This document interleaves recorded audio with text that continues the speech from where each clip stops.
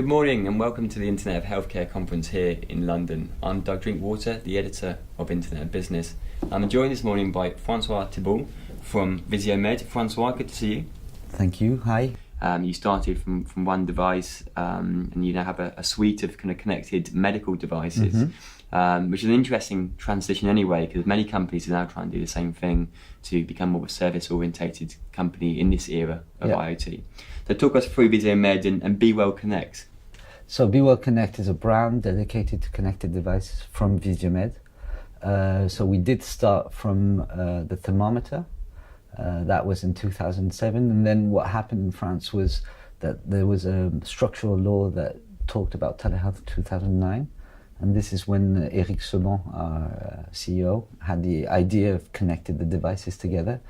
And from there we developed a whole suite that works with a smartphone, and now we're going very much into services and trying to promote the services more than the devices themselves, because what people are interested at is to solve a solution or to assess a problem, not really how you're going to do that. So they're not really interested into that device, or that device. They're interested in kind of bundle of services and devices. So that's what we're launched this year, and basically we address two kind of issues.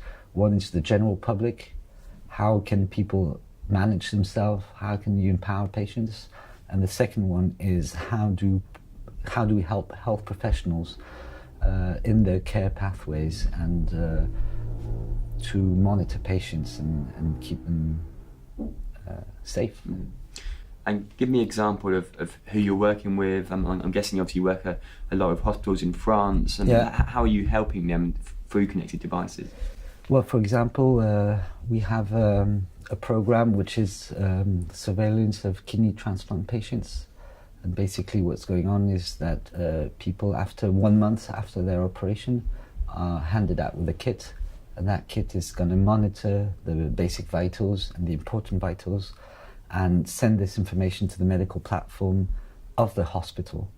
And then what we always do is we have our own partner, which is a medical platform, and which is this kind of second line, so that we can guarantee that any important information, if not treated by our client because the surgeon is operating or for whatever reason, then this information goes to secondary platform, because liability is a very big issue, and so we wanted to guarantee the fact that a doctor would see a red alarm or a red problem if it occurs.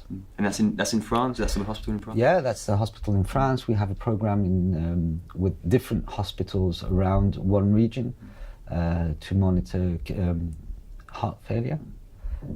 But we also have programs in Africa, one in Ivory Coast, in which we have one center monitoring 14 centers around the country for triage, screening and follow-up of diabetic patients. We've got programs that should start in the US, and hopefully, because of Internet of Healthcare, we should be starting a program next year that is on COPD for both French and British hospitals. And what kind of benefits do the hospitals see? I guess it's that kind of real-time information, and empowering the patients, as you said before. Well, they see two big aspects. One of them is clinical. We see very interesting clinical outcomes, like in the heart failure program, in which to some extent we've had reduction of 50% of mortality after the first year. And the second one is financial, so it's reduction of costs, reduction of transports, and also in France, hospitals are going to be paid for a certain amount of days.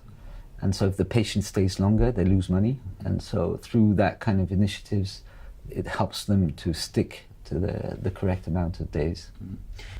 Now, we talked a lot about the kind of benefits of connected medical devices, but we also hear a lot of issues around the challenges. What do you find as a supplier, and the challenges? I guess compliance might come up from time to time, or security in this conference alone gets mentioned. What are the kind of challenges you face when you speak to these hospitals? Well, the first one is usability. If you look at a disease like heart failure, COPD, you're going to have very different patients. Some of them are very keen to use new technologies, others are not. Some have smartphones, others don't have smartphones.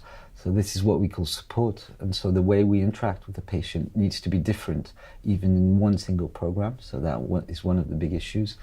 The second one is the devices themselves are reliable, but the way they're used by non-professionals can be an issue. And so we are marked medical device, but if you hand a medical device to a non-professional, how are they going to use it?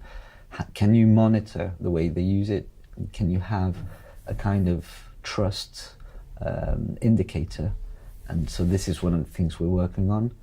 And also, I think people are feeling very threatened by having other people, like insurers or even people they don't know about, monitoring the data.